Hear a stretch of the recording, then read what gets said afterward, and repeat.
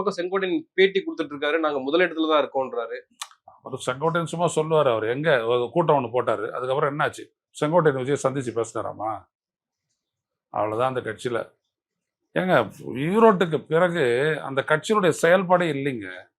அதுக்கு முன்னாடி பாத்தீங்கன்னா புதுவைக்கு அப்புறம் அந்த கட்சியுடைய செயல்பாடே இல்லைங்க.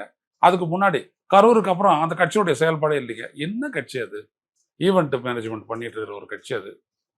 அதுக்கெல்லாம் ஒரு முக்கியத்துவம் கொடுத்ததெல்லாம் ஊடகங்கள் வந்துட்டு உருவாக்கின பேப்பர் டைகர்.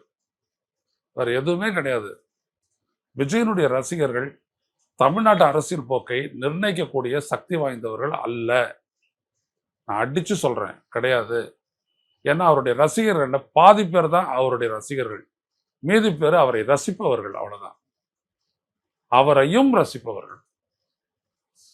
அவங்க வந்துட்டு அஜித்தை ரசிக்கலாம், ரஜினிகாந்தை ரசிக்கலாம், யாரை வேணாலும் ரசிக்கலாம், அவ்வளவுதான்.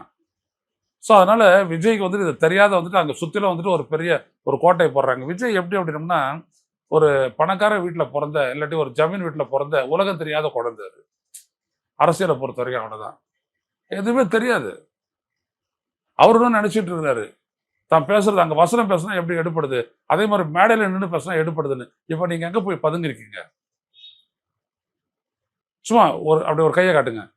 அப்படி கையை காட்டிங்கன்னா உள்ள நல்லா நடந்துச்சுன்னு அர்த்தமா?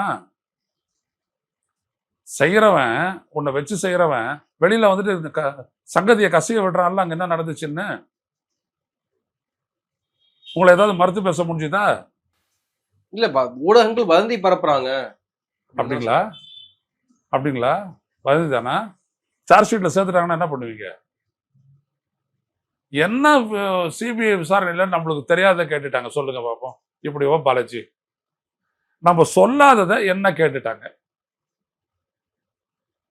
இது கண்ணுக்கு முன்னாடி நடந்த ஈவெண்ட், அது நிகழ்வு, அது கோரம், அது கண்ணுக்கு முன்னாடி எல்லாரும் பார்த்துருக்கிறாங்க. எல்லா பத்திரிகைகளும் ரிப்போர்ட் பண்ணிட்டாங்க. இதுல எங்க போய் ஒளிய முடியும்?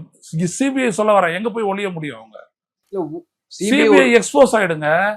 இந்த இடத்துல விஜய அதுல கொண்டு வரலன்னா சிபிஐ எக்ஸ்போஸ் ஆயிடும். விஜய மையமா வச்சு செயல்பட்ட செயல் தான் அந்த பிரச்சாரம். இன்னும் சொல்ல போனா விஜய்க்காக கூட்டப்பட்ட கூட்டம், விஜயனுடைய வசதிக்காக கூட்டப்பட்ட கூட்டம். அப்ப எப்படி விஜய் குற்றவாளி இல்லன்னு நீங்க? ஏன் இப்படியே இருக்கக்கூடாது? ஒருவேளை விஜய் அடிச்சா, நெருக்கடி கொடுத்தா அது சிம்பத்தி ஓட்டாக மாறும் அப்படிலாம். தியாகி அவர் பேர சிம்பத்தி வர்றதுக்கு